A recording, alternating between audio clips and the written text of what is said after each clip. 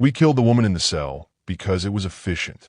Not because it was necessary, not because it offered data, but because efficiency demanded the removal of what we assumed was irrelevant biological clutter. She had screamed a little, yes, though not as much as our analysts predicted. Her pulse weakened, her organs failed, and then she was still. Our files would log it clinically. Subject expired during containment. I logged it in my private notes with a sneer. One more fragile mammal extinguished. This is how confident I was then. How supremely certain of our superiority. You must understand, our species has mapped the arteries of galaxies, toyed with forces your kind would mistake for divinity. To us, Earth was nothing but a laboratory brimming with amusing creatures, some soft and feathery, some scaled and snapping, and one peculiar branch of hairless bipeds who spend more time staring at glowing rectangles than studying their own survival. Humans. The very word sounds like a mistake. I admit, however, there is a sort of grotesque entertainment in watching you. Take reality television, for instance. Entire populations voluntarily submit to being observed while they argue, betray, or eat insects on command. And then there are the artifacts you consume in bulk. Hamburgers, fried until they drip with grease. Microwave burritos, packages of chemical despair heated in artificial fireboxes. When we first observed this ritual, my team assumed it was punishment. We later discovered it was leisure. Our mission, I should clarify, was meant to be routine. Abduct a specimen, probe it, laugh at the quirks, catalog the findings, and then move on. I volunteered to lead the field because, frankly, I was bored. My colleagues call me arrogant, though I prefer precise. And precision demanded that I be the one to dissect the myth of humanity. We found him on the edge of a forest, near a river that gurgled like a faulty coolant pipe. Mid-30s by human measure. Sitting by a small fire he had coaxed out of sticks and smoke. He was alone, which we appreciated. Solitude spares us bureaucratic cleanup. He had with him a tent, a knife, a rifle of crude construction, and a cooler filled with cheap beer. Primitive tools, primitive nourishment. He was humming, though not in any sophisticated tonal structure. Some monotonous earth song. I stood cloaked in the trees and observed. My initial notes read, subject displays docility, apparent lack of awareness. Potentially low cognitive strain. He stared at the flames for long intervals, as if fire still held dominion over his kind. Occasionally, he lifted a cylinder of aluminum and drank, belching afterward with the satisfaction of a beast. One of my subordinates whispered, "He is harmless." I agreed. Our paralysis beam descended in a shaft of blue. He stiffened for a fraction of a second, and then toppled gracefully, eyes frozen open. We collected him with ease, levitating his body aboard our vessel. The operation could not have been smoother. My commentary, recorded for the archive, was simple. Earth specimen acquired. Minimal resistance. Subject appears typical of species. Average build, average intelligence, average odor. Yes, odor. Your kind produces an aroma that clings. We had to increase filtration to mask it. On the ship, we placed him in containment chamber 3. I hovered by the glass as the medical technicians scanned his anatomy. 2 lungs, inefficient. A heart reliant on constant pumping, fragile. An organ called the liver, apparently necessary to process the poisons humans delight in ingesting. My notes filled quickly with derision. Inelegant. Excess organs. 2, dependent on oxygen. I even made a remark about his hair, scattered on the face in what you call a beard. I called it a failed insulation experiment. My colleagues laughed. There was, of course, the woman. She had been collected earlier, though I hardly paid her attention. Our scans suggested instability in her neural activity, and containment protocol marked her as expendable. She became agitated, shouted in the guttural noises you call language. Some suggested we wait to see if the other subject, her partner, perhaps, reacted. I saw no merit in such patience. Efficiency demanded silence. She was silenced. The logs will show clinical detachment. I remember only annoyance at the interruption of my study notes. With her gone and the mail secured, I allowed myself amusement. I dictated a preliminary analysis for the archive. Humans are docile when isolated. Their aggression stems from herd mentality. Remove the herd, and you are left with nothing more than a frightened ape, pliable and easy to examine. I signed it with my designation, a flourish of superiority. The others busied themselves with setting up probes and monitors. Neural scanners hummed, bone density analyzers whirred. The subject remained motionless, his chest rising and falling with the rhythm of sleep. We congratulated ourselves on a clean capture. One of the younger technicians asked permission to poke the specimen with a tool. I allowed it. Nothing happened. His body remained stiff, his eyes glassy. My confidence swelled. I told him, "Do you see? This is why I volunteered. Because there is nothing to fear. The humans are only clever in the way insects are clever. Little improvisations that make them seem resourceful until you crush them underfoot." I recall the pride in my voice. I recall the nods of agreement from my team. I recall the laughter. And then I recall the silence that followed. It happened so quickly. One moment, we were gloating, and the next, the human's eyes snapped into focus. Not sluggishly, not with the confusion of a creature waking from paralysis. No, his eyes sharpened like blades, pupils adjusting instantly to the light. He did not scream. He did not gasp. He smiled. The technicians froze. I felt a ripple of something I will not yet call fear. I said, "He should not be awake." A guard raised his weapon. The subject tilted his head, gaze sliding across the room, landing on me with an unsettling steadiness. His lips curved higher. I spoke into the log recorder to steady my nerves. Subject has regained consciousness prematurely. Anomaly noted. Possible irregular metabolism. I was already preparing a sarcastic remark for the archive. Something like, "Our great discovery is that the human smiles inappropriately." I never finished the sentence. He blinked, deliberately, as if to prove he was not bound. His body remained still, but his eyes spoke of calculation. He shifted them from the guard, to the medic, to the engineer, and finally back to me. The smile did not fade. I will confess something I never thought I would admit. In that moment, I felt as though we had not captured him. I felt as though he had allowed himself to be brought aboard. The certainty that had carried me from the forest to the ship wavered. I told myself it was only imagination. But even as I logged the event, I knew the balance of power had tilted. We had killed the woman in the cell. We believed it meant nothing. But when the man opened his eyes and smiled, I understood for the first time that it might mean everything. A human should not have been conscious. Our paralysis beams are calibrated to halt neural commands for no less than 12 of their hours, and we had lifted him only 4 hours prior. Yet there he was, sitting upright on the edge of his containment slab, posture relaxed, gaze steady, a small and infuriating smile tugging at his lips. My first instinct was to declare equipment failure. That is what a commander does, blame technology, not judgment. But when his eyes locked on mine through the pane of containment glass, I felt something most unbecoming: doubt. He did not speak immediately. He looked instead at the ceiling, at the corners of the chamber, at the reflections of instruments faintly visible on polished surfaces. His eyes tracked with intention. That was what unsettled me most: intention. Not the wild gaze of a frightened animal, but the deliberate sweep of a mind measuring, cataloging, calculating. Then he broke the silence, not with a cry of fear or plea for mercy, but with a voice as calm as if we had invited him to dinner. "You could have just asked," he said. The guard nearest me snorted. Primitive sarcasm. I recorded for the log. Yet even as I spoke the words, I noticed my voice had acquired a thin edge. His tone did not carry the trembling uncertainty of prey. It carried confidence.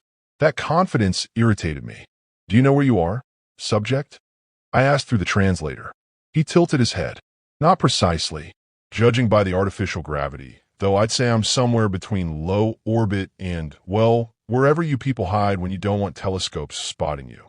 He said it with infuriating ease, as though he were not supposed to be the specimen, but the interrogator. The medic beside me whispered, "How could he know that?" I silenced him with a glare. The human smiled wider, as though he had witnessed the small fracture in our composure. "Let me guess," he continued. pointing casually at each of us. You're the scientist. You're the one with the gun. And you, his finger landed squarely on me. You're the mouthpiece.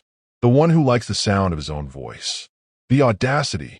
I nearly ordered his tongue removed for study, but protocol restrained me.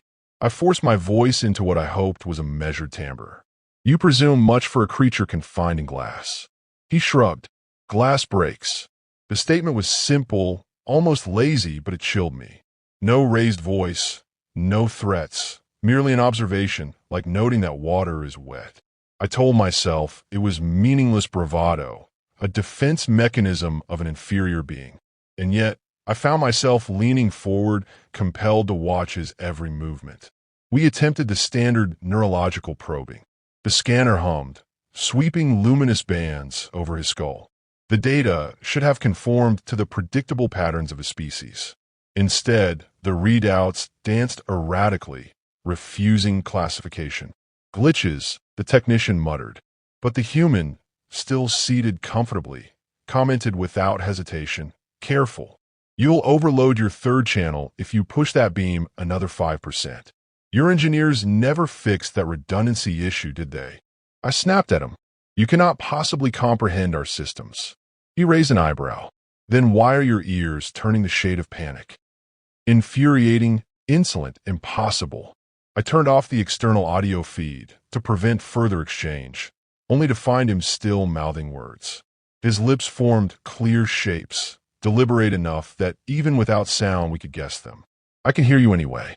We restored the feed out of sheer irritation. He chuckled. Better, he said. Now, where were we? Oh, right. Your little abduction game. I insisted on procedure. State your designation. John, he answered. Then, with the barest pause. Though if we're being formal, I once went by another name. But let's keep it casual. The way he said another name pulled at my nerves like a string being plucked. What was she called? He asked suddenly, and for the first time my composure faltered. The woman you kept here before me. I lied automatically. Irrelevant. His smile thinned, but it did not vanish. Not irrelevant to me. I realized then that we had made a grave misstep in disposing of the woman so carelessly. He knew, or suspected, far more than a random isolated specimen should. The medic shifted uneasily. The guard's weapon hummed louder as its charge built. And still, John, yes, that was the name he offered, sat serenely as though we were the ones in the cell. You've been watching us longer than you admit, he said. I could see it in your eyes when you dragged me up here. You thought I'd be docile. An ape poked with sticks. But here's the thing, apes bite. My arrogance rose like a shield. You will comply. That is not a choice. Choice, he echoed. I made mine already. Back on Earth. His gaze cut into me like a blade honed on silence. I stayed awake. Through the paralysis. Through the trip up.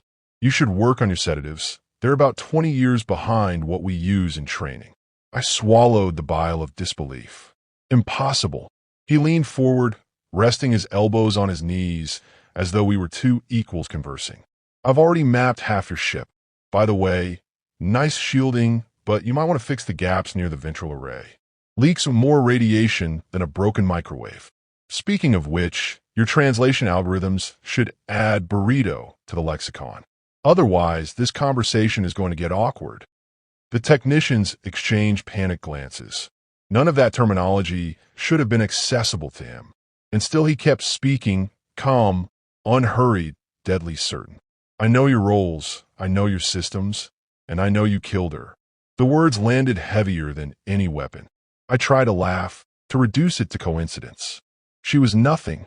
He smiled without humor. She was everything, and you'll regret teaching me that. The guard raised his weapon higher, but I motioned him down. To show fear now would be catastrophic. I straightened, forced my voice to drip with superiority. You are bluffing. John leaned back against the wall, utterly relaxed. Sure, let's call it that. But here's the real fun part. I already sent a message. The chamber went silent. My mind raced. A message? To whom? Our systems showed no unauthorized transmissions. He must have been lying. He had to be lying. Yet the way he said it, without flourish, without glee, merely as a fact, unnerved me more than any overt threat could have. He met my gaze one final time before reclining as though preparing for sleep. You'll find out soon enough. And when you do, remember this moment. Remember that I warned you. The logs of that shift will show a routine anomaly. Subject conscious earlier than expected. No further incident. But in my private record, I wrote the truth. The human smiled, spoke, and tilted the balance of power without moving a muscle. I told myself it was temporary. I told myself we still held control. Yet as the chamber lights dimmed and the systems hummed uneasily, one thought refused to leave me. He had sent a message, and we had killed his wife. The scanners were never wrong before. I had overseen hundreds of dissections, thousands of neurological surveys, and never once had the machines faltered in translating a mind into predictable waves and patterns. Yet this human sat perfectly still, his hands folded like a monk, while the readouts spiraled into chaos. Colors flashed across the monitors, violet bands that should not exist in this frequency, spikes where there should have been troughs, silences where activity should have been abundant. The technician muttered, "It is as if his brain refuses categorization." I snapped at him to recalibrate. Machines do not make mistakes. Subjects make mistakes. And yet the subject was smiling. Again, always that smile, hovering between amusement and warning. He looked toward the monitor with a casual glance, then back to me. "You're looking for patterns, aren't you? That's cute." His voice was calm, too calm. "But I don't think you'll like what you find." I dismissed the comment for the record. Subject displays delusions of importance. Still, I could not ignore the way his words slid beneath the armor of my certainty. Delusions do not bend machinery. Delusions do not produce readings that make entire teams fumble over settings they have mastered for decades. We tried another probe, directing a beam at his hippocampus. He chuckled as if we had told a crude joke. "That tickles," he said, scratching his temple idly. Then, with disarming ease, he added, "You should probably ease off. Push harder, and you'll short your coil." Again, the medic frowned. What does he know? I barked the official explanation. Coincidence. My voice cracked. "John," he insisted we call him by that name, shifted in his chair. "You know where I come from? We call this sort of thing a stress test. Find the weaknesses, record the failures, improve the system. That's my job." I demanded clarification. "What job?" He tilted his head, eyes gleaming with private amusement. "Military once. These days I get paid to break into systems. See how much punishment they can take before collapsing. Sometimes physical, sometimes digital, sometimes psychological." He tapped his temple. "You'd be amazed what you can do with the right pressure in the right place." The room chilled, though the temperature had not shifted a degree. My assistants shuffled, whispering among themselves. One of them muttered, "This is not ordinary." Of course it was not ordinary. I refused to admit it aloud. Instead, I sneered, "You are attempting intimidation." John's smile sharpened. "If I were trying, you'd already know. This is just me being polite." He leaned forward then, eyes glinting with curiosity rather than fear. "By the way, your cameras? You might want to realign the one above your left shoulder. Its lens is slightly warped. Oh, and the one behind me, crooked by 3 degrees. Someone was sloppy." I turned sharply. The cameras were concealed behind seamless panels. No human eyes should have located them. I checked the feed. He was right. 3 degrees off. A flaw so minor none of us had noticed. Yet he had. My arrogance faltered. I said nothing. Instead of pressing his advantage with threats, he chose humor. "Don't worry. I won't complain to management. You're still doing better than the folks who designed the microwave burrito. That thing is a crime against physics." He winked, as if sharing an inside joke. None of us laughed. The scanners beeped again, more violently than before. Reading spiked, dipped, collapsed, reformed. It was as if his brain were reconfiguring itself in real time. I demanded analysis. The technician stammered. "His neural pathways are adapting, rerouting. He is shaping his own mind." That was not possible. Humans are adaptive, yes, but on geological timescales. Not seconds, not minutes. John tapped his head again. "You see, this is what you get for poking around in places you don't understand. Ever heard of neuroplasticity? Of course you have. But you're thinking of it like clay. I'm thinking of it like molten steel. I try to sound superior. You are an outlier, an anomaly, one among billions. He smirked. Sure, if it helps you sleep. But let me ask you something. Why do you think I'm here alone? Why do you think I was camping out by a river with no phone? No company, no distractions. You think it was chance? The medic murmured. It cannot be. John interrupted, voice low but deliberate. It was bait. And you took it. The silence in the chamber grew suffocating. For the first time, I could not force laughter. Then he spoke again, softer now. You killed her. The words dropped like lead. I steadied myself. Irrelevant. She was unstable. His smile faded into something colder, more precise. She was my wife. You don't even realize what you've done. I tried to respond, but he cut me off. Don't worry, I'm not angry. Anger clouds judgment. I prefer clarity. And right now, everything feels crystal clear. The monitor screeched as his brain activity surged again, displaying symbols and rhythms none of us could decipher. This isn't data, the technician gasped. This is design. I forced command into my voice. What message are you sending? John met my gaze with unnerving calm. Already sent it. Every system in the chamber seemed to hum louder, as though straining under invisible weight. My subordinates looked to me for orders, but my throat was dry. I had no orders. I had only questions I dared not ask. He leaned back in his chair, folding his arms.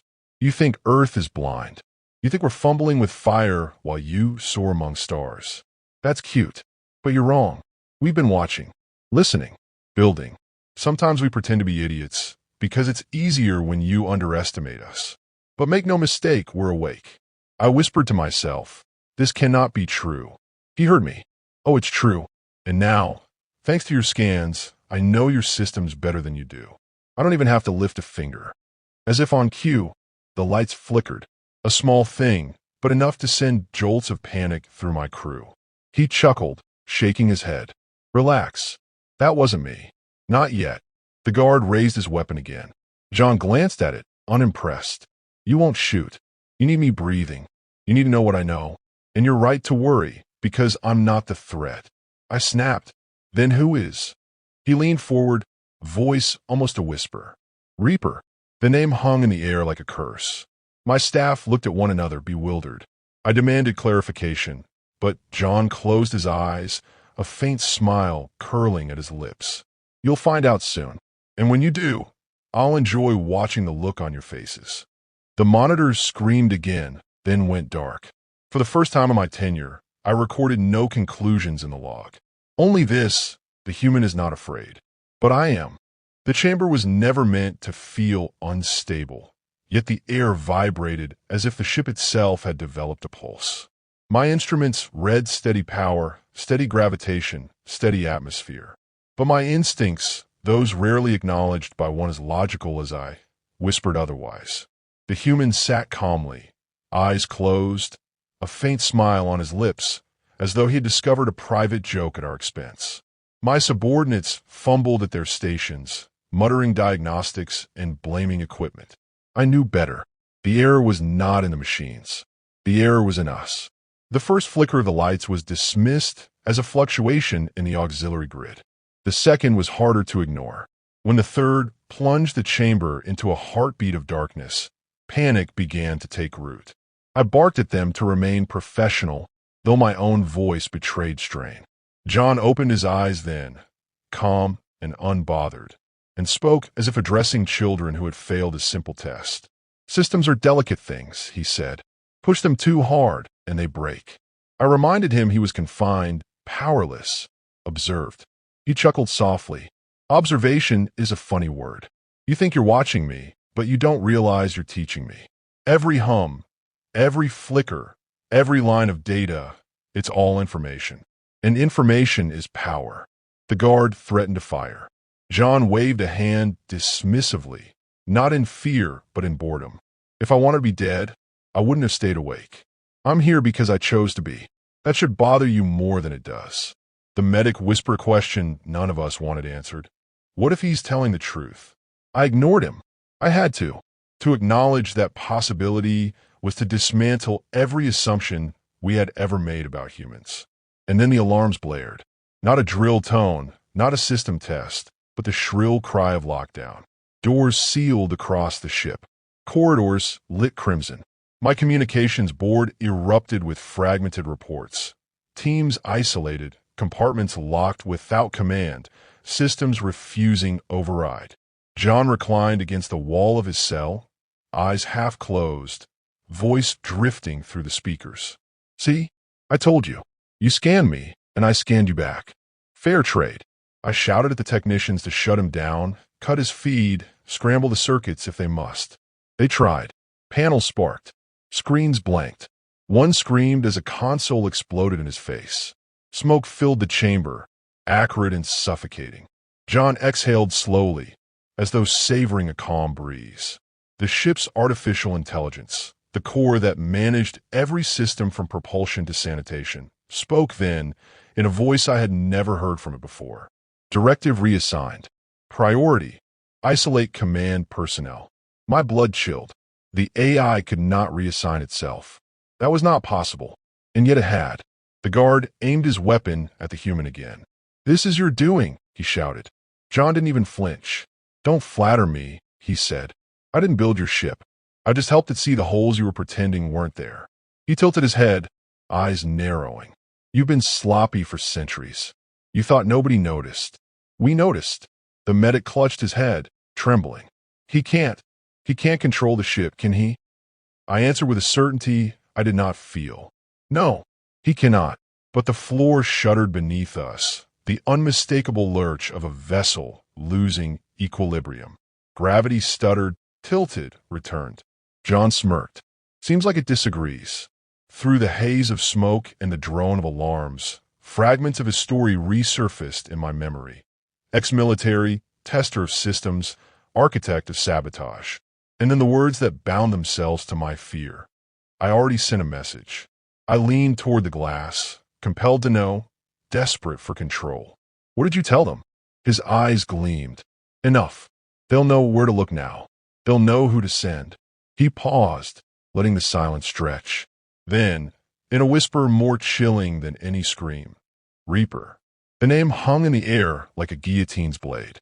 My crew exchanged terrified glances. They did not know the meaning. Neither did I, but his voice carried the weight of inevitability, as though the name itself were a sentence of doom. The AI spoke again, louder this time. "Containment protocol compromised. External interference detected." We scrambled at consoles, shouting overrides, demanding compliance. The AI ignored us. Instead, it redirected power, sealing us deeper inside our own ship. John leaned forward, resting his elbows on his knees, utterly at ease. "You thought Earth was blind.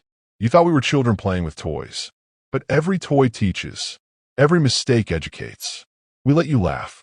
We let you underestimate. That was the plan. I tried one last time to assert control, to salvage authority. You are one man against a civilization. You cannot win." His grin returned, sharp and knowing. "One man is enough when you send the right signal." The ship trembled again, more violently this time. From the comm boards came bursts of static, then voices we did not recognize. Not alien, not machine. Human voices. They spoke in clipped codes, terse and precise. My blood turned cold. They were not panicked. They were prepared. I turned back to the containment cell. John was watching me, not the monitors. Watching me. "You see," he said softly, "we were never as primitive as you wanted to believe. We just got good at playing dumb. Easier that way. Makes you drop your guard." The medic collapsed to his knees, muttering nonsense. The guard still aimed his weapon, though his hand shook. The technicians hammered consoles that no longer obeyed. And I stood frozen, a commander stripped of command, forced to confront the truth I had mocked. We thought humans were fragile, inefficient, addicted to trivialities like cats, sarcasm, and reality television. We thought their addiction to microwave burritos proved their lack of refinement. We thought Florida Man was an isolated curiosity, not a symptom of a deeper unpredictability. And now we understood. The unpredictability was the weapon. John leaned back once more, eyes closing in satisfaction. You killed her, he murmured. And now he's coming. I asked against my own will. Who? His smile widened though his eyes remained shut. My husband. Callsign Reaper. The lights died. The ship groaned. And for the first time in my long career, I was afraid not of what I knew, but of what I had never bothered to imagine.